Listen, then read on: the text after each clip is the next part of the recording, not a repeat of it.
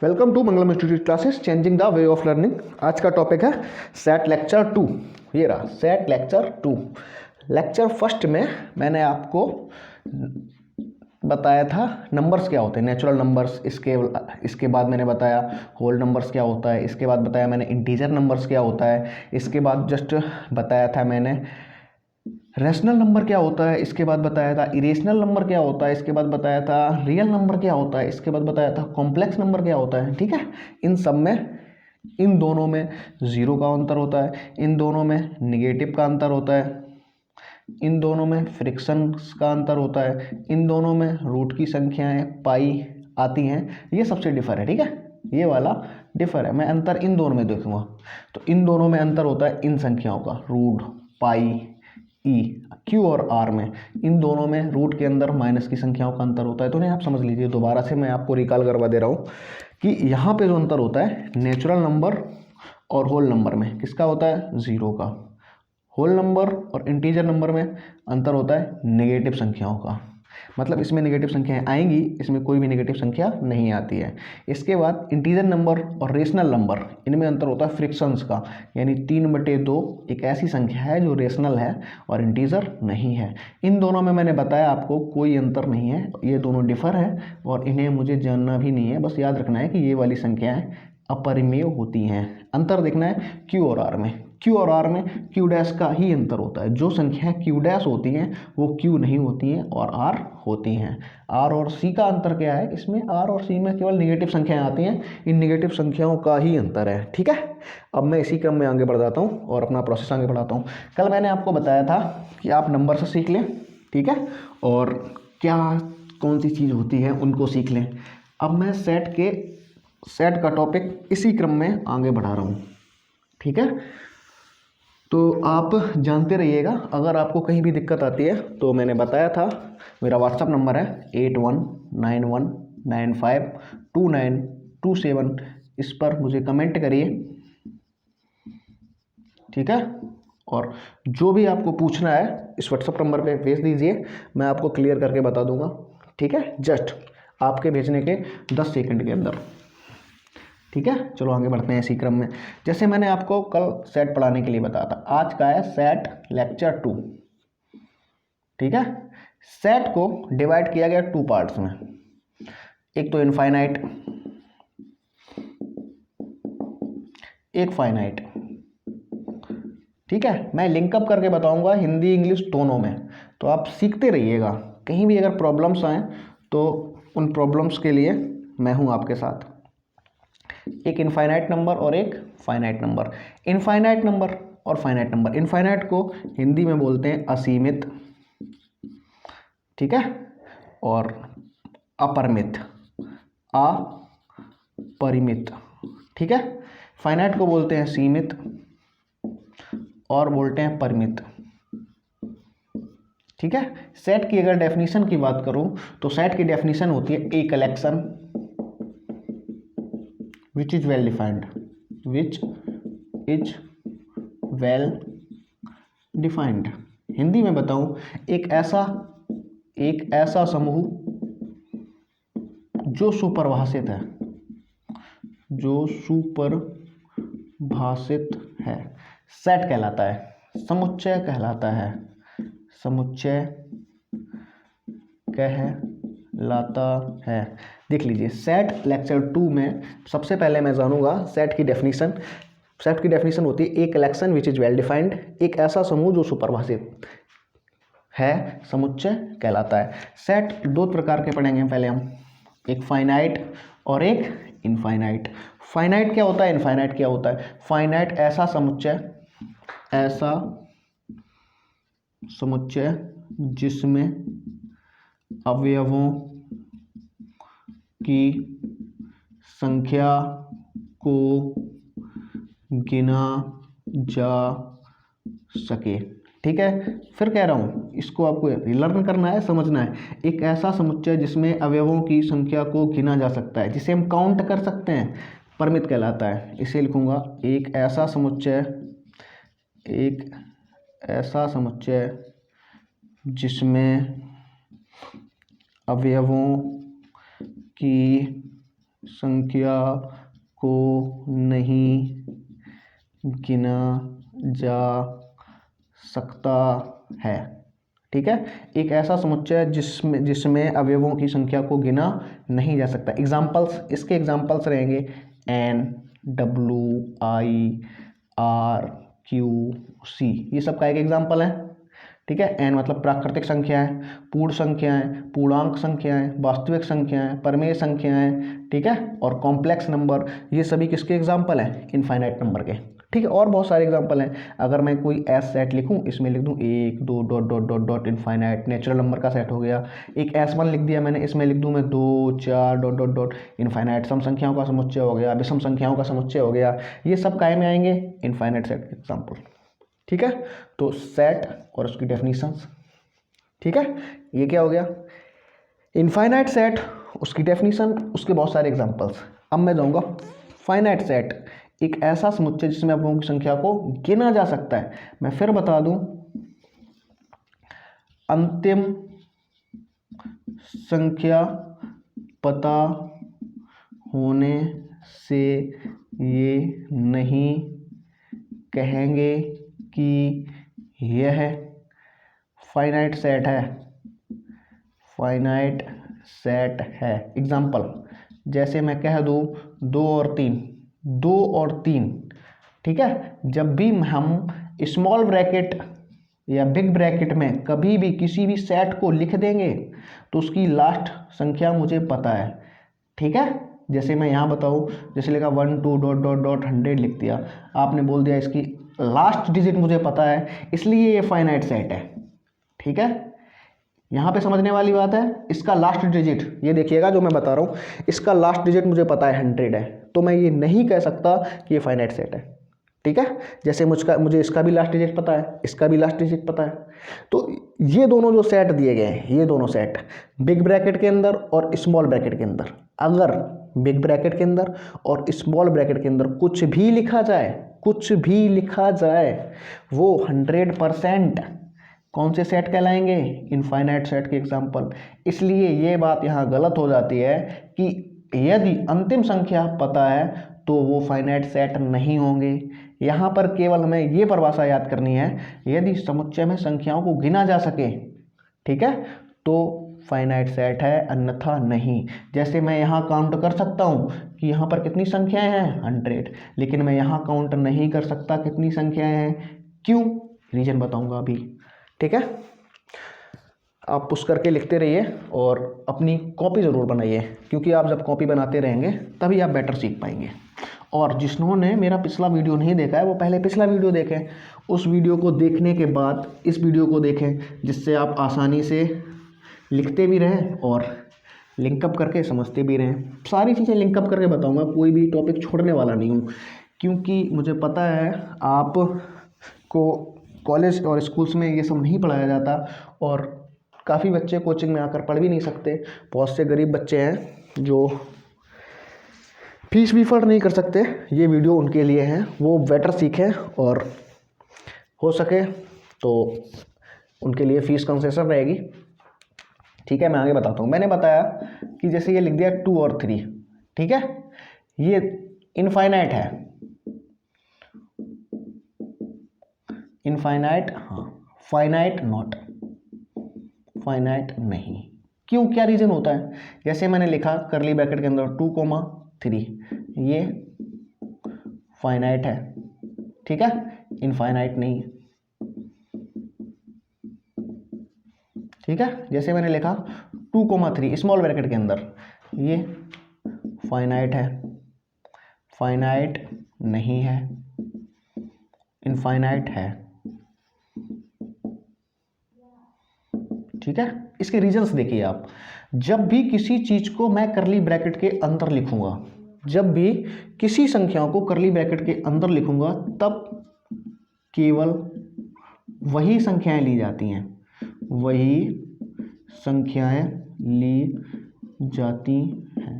ठीक है, जब भी किसी भी संख्या को स्मॉल ब्रैकेट और बिग ब्रैकेट के अंदर लिखा जाएगा, यानी इन दोनों की बात बता रहा हूँ, जब भी किसी संख्या को बिग ब्रैकेट और स्मॉल ब्रैकेट के अंदर लिखता हूँ, तब ये संख्याएं ऑलवेज, जैसे मैं इन संख्याओं को x मान लूँ, x की वैल्यू 2 भी हो सकती है, 3 भी हो सकती है, इनके बीच में कुछ भी हो सकती है।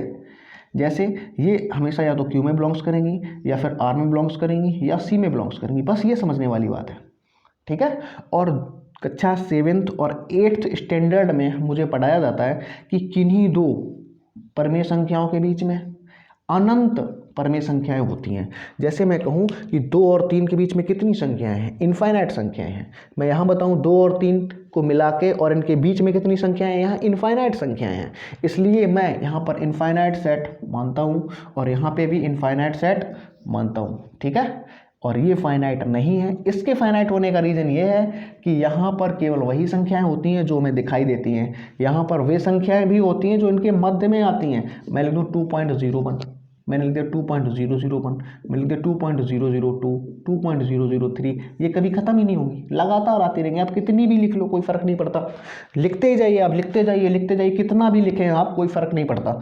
तो मेरा बताने का उद्देश्य है, जब भी कोई संख्या स्मॉल ब्रैकेट एक तरफ स्मॉल बिग, ठीक है, स्मॉल और बिग दोनों बिग, इन ब्रैकेट्स के अंदर कोई भी संख्याएं लिख दी जाएं वह हमेशा इनफाइनाइट सेट कहलाएगा, ठीक है। और करली ब्रैकेट के अंदर जब भी लास्ट डिजिट फिक्स हो, ठीक है, तो वह इनफाइनाइट सेट कहलाएगा। लास्ट डिजिट फिक्स नहीं है, जैसे मैंने लिखा 1 2 डॉट डॉट डॉट, ये हो गया इनफाइनाइट, ठीक है। जैसे मैंने लिखा 1 2 डॉट डॉट डॉट 50, ये कैसा हो गया, फाइनाइट, ठीक है। तो मैं इनके पर्पस में जब भी बोलूँगा तो अगर लास्ट डिजिट फिक्स है मैं आंखें बंद करके कहूँगा फाइनाइट, लास्ट डिजिट फिक्स नहीं है आंखें बंद करके कहूँगा इनफाइनाइट। इन संख्याओं में अगर नंबर दिया गया 1,2 1,2 1,2 1,2, ऑल इज ऑलवेज इनफाइनाइट, ठीक है। मैं उम्मीद करता हूँ आप समझ गए होंगे और इसे आप लिखते रहिए, समझते रहिए, जहाँ भी आपको प्रॉब्लम्स आए मुझे बताइए, ठीक है, ठीक है। मैं आगे बढ़ता हूँ इसको साफ करके।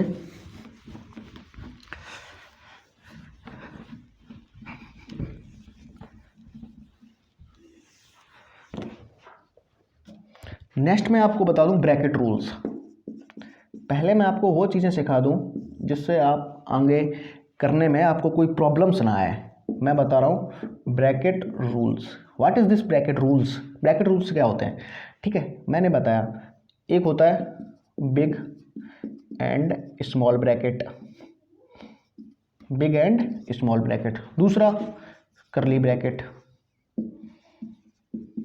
इन दोनों चीज़ों को समझना है, जस्ट पीछे से लिंकअप आगे है, ठीक है। तो जो भी स्टूडेंट्स हैं और जो मेरा दूसरा वीडियो देखेंगे उनसे मेरा कहना है कि वो फर्स्ट वीडियो पहले देखें, उसके बाद दूसरे वीडियो में आए। आपको पूरा समझना है, कहीं छोड़ना नहीं है, इसलिए दोनों वीडियोस देखते जाएं, शुरुआत से वीडियो देखें, ठीक है।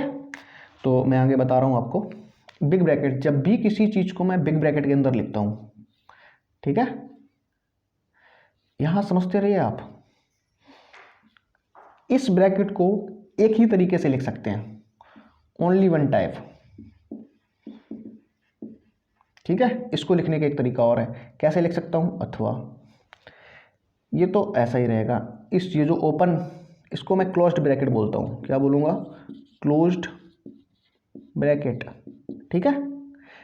इसको बोलूँगा एक बड़ा एक छोटा, तो सेमी ओपन, क्या बोलूँगा, सेमी ओपन, सेमी क्लोज्ड, कुछ भी बोल दूँ, या तो इनमें से एक सेमी ओपन बोल दूँ या फिर सेमी क्लोज्ड बोल दूँ। इसको लगाने का तरीका और है, मैं उल्टा लगा दूँ बड़ा कोष्टक, इस तरफ से बंद करना चाहिए था, अगर इस तरफ से लगा दूँ तब ये सिंबल और ये सिंबल सेम। इसको लगाने का तरीका, ये यहाँ पर स्मॉल ब्रैकेट है, इसको कैसे लिख सकता हूँ, इसको मैं उल्टा बड़ा लगा दूँ तो ओपन का काम करेगा, इधर से बंद कर दूँ ये बिग ब्रैकेट होगा, ठीक है। इसको कैसे लगाऊंगा, दोनों तरफ से उल्टा लगा दूं, अगर मैं बड़ा कोष्टक उल्टा लगा दूं तो ओपन हो जाता है, जिस तरफ उल्टा लगा दूं उस तरफ ओपन होगा, ठीक है। इसको भी मैं सेमी ओपन या सेमी क्लोज्ड कुछ भी बोल दूं, इसको बोलूँगा ओपन ब्रैकेट, ठीक है। क्लोज्ड ब्रैकेट, सेमी ओपन या सेमी क्लोज्ड, ये भी सेमी ओपन सेमी क्लोज्ड, ये ओपन ब्रैकेट, ठीक है। यहाँ पे करली ब्रैकेट ऐसे लगाएंगे, इसमें नंबर को काउंटिंग के, इनमें जब भी संख्याएं लिखी जाती हैं काउंटिंग बेस पर मैं बताता हूँ फाइनाइट और इनफाइनाइट के बारे में, ठीक है। यहाँ पर ऑलवेज क्या बताता हूँ, इनफाइनाइट। ये कब प्रयोग होंगे और ये कब प्रयोग होंगे, जो मेन चीज़ है उसको समझना है। करली bracket only valid for I and W, यानी प्राकृतिक संख्याएं, पूर्णांक संख्याएं और पूर्ण संख्याएं। मैं फिर बता रहा हूं, जो चीज़ आपके लिए इंपॉर्टेंट है मैं बार बार दोहराता हूं, आप उस पर ज़्यादा ध्यान दीजिएगा। जब भी करली ब्रैकेट की बात होगी, करली ब्रैकेट कहाँ लगेगा, जब भी करली ब्रैकेट यानी एक्स यदि पूर्णांक संख्या है, प्राकृतिक संख्या है, पूर्ण संख्या है, तब आंसर करली ब्रैकेट में दिए जाएंगे। फिर बता रहा हूं आपको, जब भी एक्स पूर्णांक संख्या हो, प्राकृतिक संख्या हो, पूर्ण संख्या हो, आंसर करली ब्रैकेट के थ्रू दिए जाएंगे। जब भी एक्स बिलोंग्स कर रही हो आर में, डब्ल्यू में, सॉरी आर में, सी में, क्यू में, यानी वास्तविक संख्याओं में, काल्पनिक संख्याओं में, परमेय संख्याओं में, तब आंसर इन ब्रैकेट्स में दिए जाएंगे, ठीक है। मैं फिर बता रहा हूं, जब भी x बिलोंग्स कर रही हो, ऐसे लिखा हो x बिलोंग्स i, ऐसे लिखा हो x बिलोंग्स w, ऐसे लिखा हो x बिलोंग्स n, तब आपको आंसर करली ब्रैकेट में ही देना है, अन्यथा गलत। जब भी x belongs r, x belongs c, x belongs q हो, तब आपको आंसर बिग ब्रैकेट में ही देना है। इस चीज़ को समझना है। यहाँ पे मैंने जो डिफरेंस बताया, क्लोज्ड ब्रैकेट का एक ही तरीका होता है लिखने का। आप अलग अलग बुक्स पढ़ेंगे, उन अलग अलग बुक्स में आपको इंटरवल की फॉर्म में, इन्हें इंटरवल भी बोलते हैं, क्लोज्ड पे कोई फर्क नहीं पड़ता। ये जो छोटा ब्रैकेट होता है, इसे अगर मैं उल्टा बड़ा ब्रैकेट लगा दूं, छोटे ब्रैकेट का काम करेगा। वही यहाँ चीज़ है, वही यहाँ चीज़ है। इन चीज़ों में डिफरेंस सीखें आप, तभी आप बेटर सीख पाएंगे। अन्यथा पढ़ना तो सबके लिए एक जैसा ही होता है, सभी पढ़ते हैं, कर कुछ लोग ही पाते हैं। मैं साफ करता हूँ, आपने नोट कर लिया होगा। इन चीज़ों को नोट करते रहिए। जो मैं आपको बताऊँगा वो कोई नहीं बताएगा, क्योंकि मुझे पता है आपको क्या आता है क्या नहीं आता है। आप रूरल एरिया में रहते हैं, ये ग्रामीण क्षेत्रों के स्टूडेंट्स के लिए वीडियो है, क्योंकि मुझे पता है कि यही कम सीखते हैं। शहरों में तो टीचर अवेलेबल रहते हैं, लोग वहाँ जाके पढ़ भी लेते हैं, बच्चे भी एक्टिव होते हैं, पेरेंट्स भी एक्टिव होते हैं। यहाँ पर ओनली अगर एक्टिव है तो केवल टीचर और स्टूडेंट, वो भी सभी नहीं। जो भी रूरल एरिया है, इन रूरल एरियाओं में यानी ग्रामीण क्षेत्रों में टीचर और स्टूडेंट के अलावा ना तो उनके पेरेंट्स एक्टिव होते हैं, और बहुत सारे टीचर्स स्टूडेंट्स एक्टिव नहीं रहते, ना ही बहुत सारे टीचर एक्टिव रहते हैं। तो जो भी वीडियोस देखें वो अपने साथी को शेयर, लाइक और सब्सक्राइब ज़रूर करें। अगर आप सब्सक्राइब करेंगे मेरा चैनल तो मुझे एनर्जी मिलेगी और मैं और अच्छे से वीडियो बनाने की कोशिश करूँगा, ठीक है। तो फिर मैं बता रहा हूँ, अभी ब्रैकेट पे ही बात चल रही है। ब्रैकेट में और क्या चीज़ आती है, जैसे मैंने लिख दिया, ये लिखा a, v, ठीक है। फिर मैंने लिख दिया a, v, फिर मैंने लिख दिया, इधर स्मॉल ब्रैकेट है a, v, फिर मैंने लिख दिया दोनों तरफ स्मॉल। इनमें डिफरेंस क्या होता है, इनको लिखने का तरीका क्या है, क्राइटेरिया क्या है। मैंने बताया ये संख्याएं ऑलवेज या तो क्यू में होंगी या आर में होंगी या फिर सी में होंगी, ठीक है। लिखने का तरीका क्या है, जैसे दोनों तरफ बिग ब्रैकेट है तो जहां पर बिग ब्रैकेट होगा वहां पर ये सिंबल बनेंगे, ठीक है। यहाँ लिखेंगे जगह ए, यहाँ लिखेंगे बी, यहाँ एक्स। इसका मतलब हुआ ए भी शामिल है, बी भी शामिल है और इनके बीच के भी शामिल है। इसका मतलब क्या हुआ, ए भी शामिल है, बी भी शामिल है, एक्स ऐसी संख्याएं हैं जो ए भी हो सकती है, बी भी हो सकती है और इनके बीच की कोई भी संख्या हो सकती है, ठीक है। जैसे मैं एग्जांपल दूं 2, 3, इसमें 2 भी आंसर हो सकता है, 3 भी आंसर हो सकता है। 2 और 3 के बीच में जितनी संख्याएं आती हैं वो सभी आंसर हो सकते हैं। यहाँ पे आइए, यहाँ इस तरफ बड़ा ब्रैकेट है तो इस तरफ हम ये वाला साइन लगाएंगे और ए लिखेंगे, यहाँ एक्स लिखेंगे। यहाँ स्मॉल ब्रैकेट है तो यहाँ पर केवल बी लिखेंगे। इसका मतलब हुआ, इसको अगर मैं एग्जांपल में लिखूँ, यहाँ पे एग्जांपल दे रहा हूँ आपको, जैसे मैंने लिख दिया 2, 3, ठीक है। ये क्लोज्ड इंटरवल 2, ओपन इंटरवल 3, ठीक है, तो इसको बोलता हूँ मैं सेमी ओपन या सेमी क्लोज्ड। इसमें क्या होता है कि आंसर 2 तो हो सकता है लेकिन 3 नहीं हो सकता। जैसे यहाँ बताऊँ, आंसर ए हो सकता है, एक्स का मान ए हो सकता है लेकिन बी नहीं होगा। कहाँ से कहाँ तक हो सकते हैं ये भी जानना है। 2 हो सकता है 2 से बड़े, और 3 नहीं हो सकता 3 से छोटे, यानी 2 से बड़े और 2, 3 नहीं 3 से छोटे। ठीक है, मैं समझ सकता हूँ, आप समझ के होंगे। यानी 2 लेना है, 2 से बड़े लेना है, 3 नहीं लेना है क्योंकि 3 पर ओपन इंटरवल है। ठीक है, यहाँ बताऊँ, यहाँ क्या लिखेंगे, ओपन इंटरवल है इसलिए ऐसा आएगा, यहाँ पर बी यूज करूँगा और यहाँ ए लिखूँगा। यहाँ आंसर कैसे लिखना है, एक एग्जांपल दूँ, यहाँ पे लिखना है आपको 2 और 3, यहाँ पे क्लोज्ड, ये ओपन है, आंसर 2 नहीं होगा, 2 से बड़ा होगा, 3 होगा, 3 होगा, 2, फिर बता रहा हूँ 2 नहीं होगा। ठीक है, क्योंकि ओपन इंटरवल है, छोटा ब्रैकेट है, 3 होगा, 3 से छोटा होगा, 2 से बड़ा, 3 और 3 से छोटा, 2 से बड़ा, 3 और 3 से छोटा। यहाँ देख लिए, यहाँ ऐसे लिखूंगा ना, आंसर ना तो ए है ना बी है, आंसर ना ए होगा ना बी होगा, ए से बड़ा होगा और बी से छोटा होगा। यहाँ लिखूंगा ए और बी, सॉरी, यहाँ लिखना है 2,3। ठीक है, मैं बता दे रहा हूँ 2 और 3 तथा इनके बीच के सभी। यहाँ लिखना है 2 से 3 के बीच, अर्थात 3 नहीं, क्या लिखना है, 3 नहीं। ठीक है, 3 से छोटे सभी आंसर। यहाँ लिखना है 2 और 3 तक, इसका मतलब हुआ 2 और 3 तक, मतलब 2 नहीं, 2 से बड़े, 2 से बड़े, 3 और 3 से छोटे। ठीक है, यहाँ क्या लिखना है, 2 और 3 के बीच की सभी संख्याएं। ठीक है, इसे आप नोट डाउन करिए।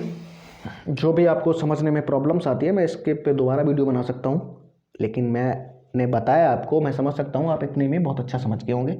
अगर आपको कुछ भी पूछना है कमेंट में बताइए, क्या पूछ सकते हैं आप, और जो मैंने व्हाट्सअप नंबर आपको दिया है उस व्हाट्सअप नंबर पर आप मुझे कॉल करके पूछ सकते हैं। ठीक है,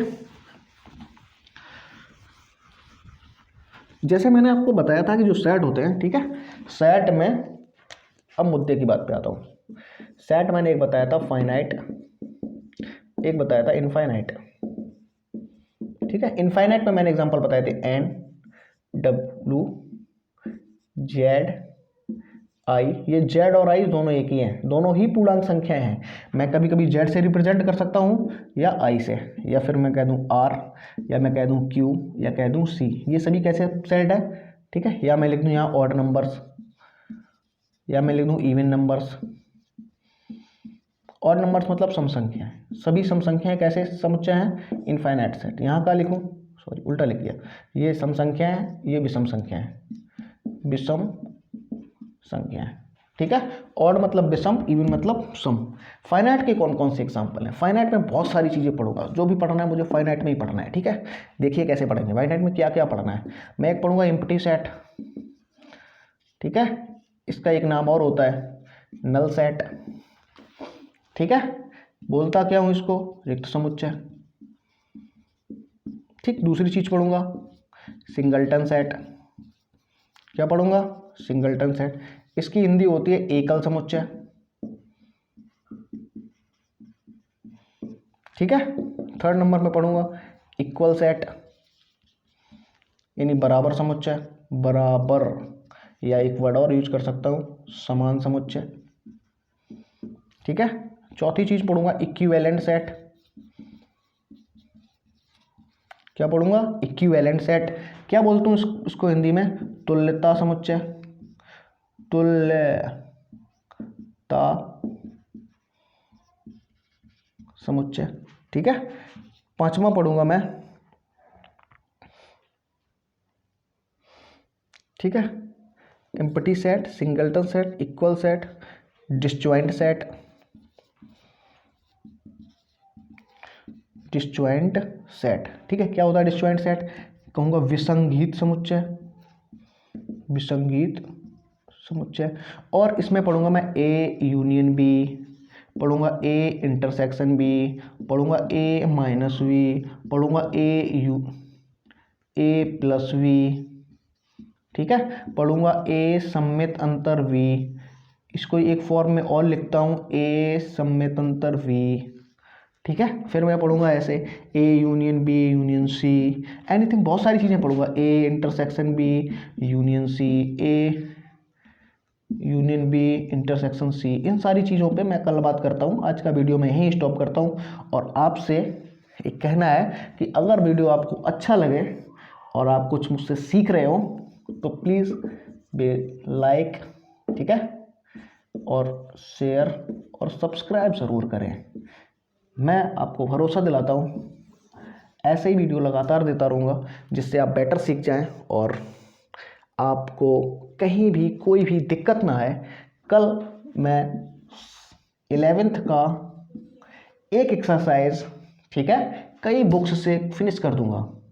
जैसे मैंने बताया था पहले भी आपको, कई बुक्स यूज़ करूंगा मैं, मिनिमम 5। एक तो NCERT, इसके अलावा जो 12th में यूपी बोर्ड में चलती है अग्रवाल की, ठीक है, और मनोहर रे, ठीक है। इसके अलावा मेरे पास जो अवेलेबल बुक हैं RD शर्मा, ठीक है, और RS अग्रवाल, ठीक है। इन 5 बुक्स का सॉल्यूशन, यानी 5 बुक्स से कंबाइंड क्वेश्चंस मैं बताऊंगा और मैं आपको दिलाता हूं जो वीकनेस स्टूडेंट हैं इसका फ़ायदा आपको डायरेक्ट एयरफोर्स, नेवी, SSR और AA में होगा, ठीक है। यहाँ पर क्वेश्चंस पूछे ही पूछे जाते हैं। रही बात इसका बेनिफिट, 11th से पढ़ाने का मतलब ये है कि इन वीडियोस को देखने के बाद 12th में आने वाले जो 2 चैप्टर्स हैं, फंक्शंस और रिलेशन, ये आपको बहुत अच्छे से समझ में आएंगे जब आपने ये वीडियो देखे रहेंगे। और जब भी आप वीडियोस देखें तो एक कॉपी और एक पेन लें और इन सबको नोट डाउन ज़रूर करें, क्योंकि ये जब आपके पास होंगे तो आपको कहीं सोचने समझने और